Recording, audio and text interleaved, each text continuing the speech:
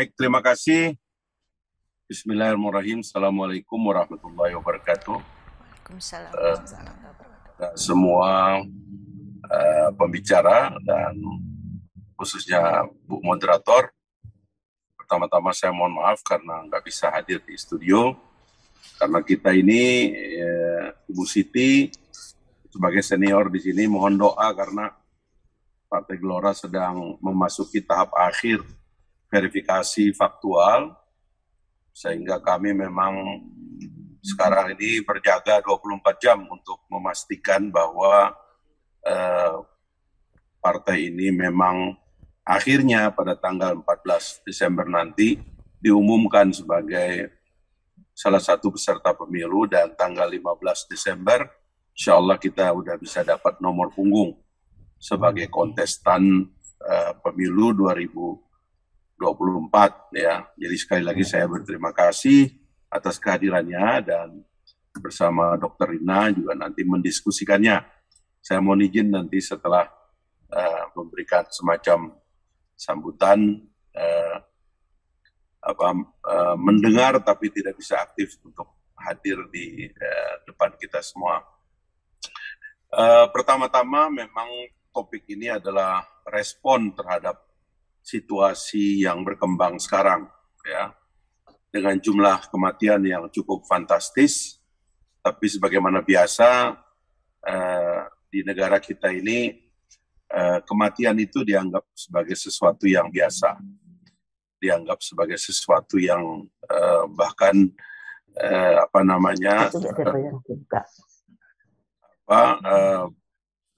musibah yang dengan sedikit rasa prihatin dianggap sudah selesai.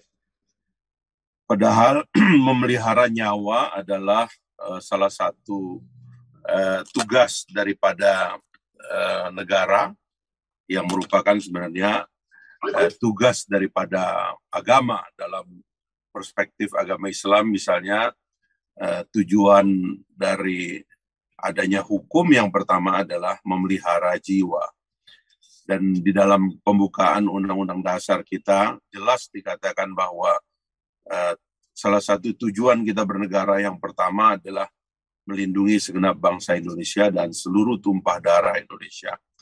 Sehingga harusnya ada concern yang sangat besar atas pemeliharaan nyawa. Apalagi dalam kasus yang sedang kita bahas ini adalah nyawa anak-anak, ya, nyawa harapan, nyawa masa depan, gitu. Nah, belum besarnya concern ini adalah satu sisi dari keprihatinan kita. Ya, sebelumnya kita pernah mempersoalkan hampir 1.000 nyawa petugas pemilu di masa yang lalu.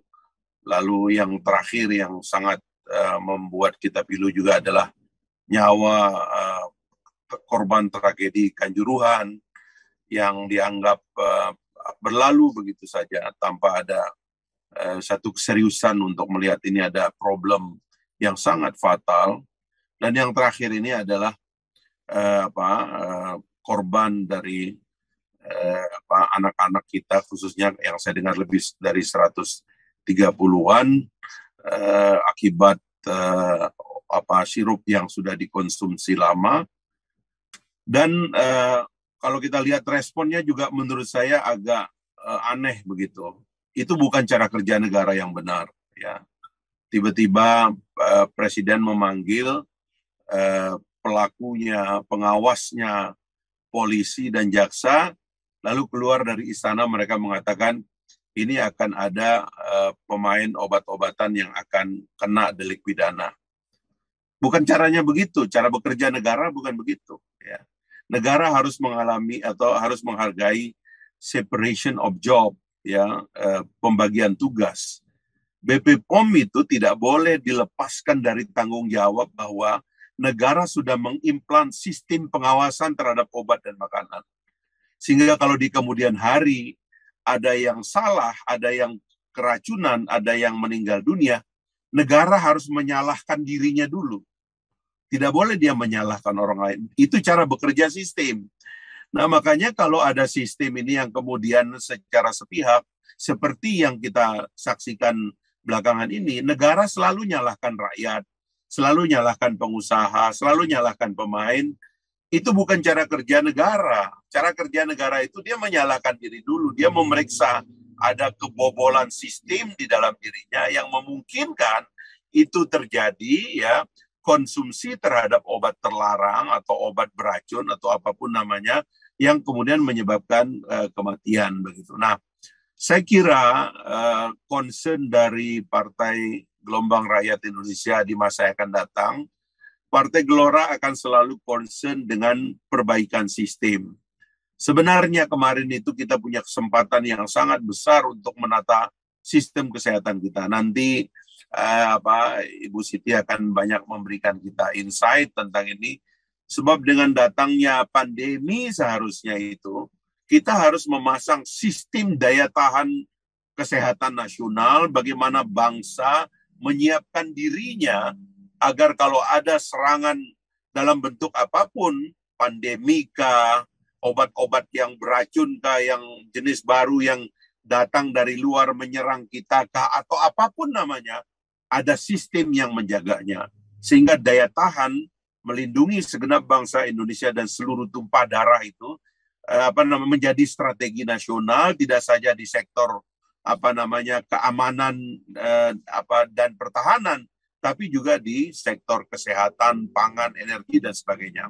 Dan karena itulah di dalam sektor kesehatan ini, kita menghendaki kalau kita bicara perbaikan sistem, sebenarnya ada 3 hal yang harus dilakukan. Pertama-tama itu menyisir semua regulasi yang menjadi basis bagi sistem pengawasan obat dan makanan kita ini. Dan karena itulah sekali lagi lembaga yang harus bertanggung jawab menjelaskan ini, kenapa ada kebobolan sebesar ini, itu adalah BP POM. Dialah yang harus menjelaskan kenapa kita bobol gitu. Itu yang harus menjelaskan, sebagaimana dulu kalau kita bicara pandemi misalnya, di mana bobolnya, itu juga demikian gitu. Ada kemungkinan perang antara negara-negara besar di luar, apapun yang terjadi, tapi negara kita harus punya kesiapan untuk menjaga apapun yang bobol yang masuk ke dalam negeri kita. Apalagi dunia sekarang ini ekspor impor sudah tidak kayak dulu lagi. Sekarang ada platform e-commerce yang melampaui negara, sehingga terjadi transaksi between individual. Kadang-kadang itu tidak antara korporat, tidak ada institusi yang dimintai pertanggungjawaban, tapi kadang-kadang itu antara individu. Nah, hal-hal seperti ini yang harusnya dievaluasi pada tataran pertama adalah apakah kita mengalami kebobolan regulasi, sehingga ada makanan tertentu atau obat-obatan tertentu yang sebetulnya tidak boleh dikonsumsi oleh publik, itu secara royal gitu, negara masih membiarkan itu ada dan ramai sekali di pasar gitu. Nah, di tahapan ini kita berdiskusi dan berdebat supaya jangan bobol lagi gitu. Ya, sebagaimana juga kalau nanti akan ada pandemi atau plandemi, kita nggak tahu lah. Ini istilah yang Ibu Siti sangat gemari pada masa-masa COVID kemarin.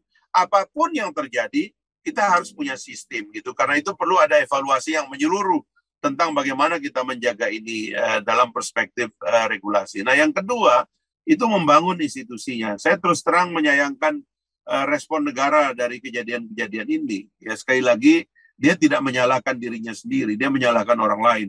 Padahal negara lah yang harus melindunginya. Negara yang diberi tugas untuk melindungi rakyat Indonesia, bukan sesama rakyat, tapi sesama bisnis.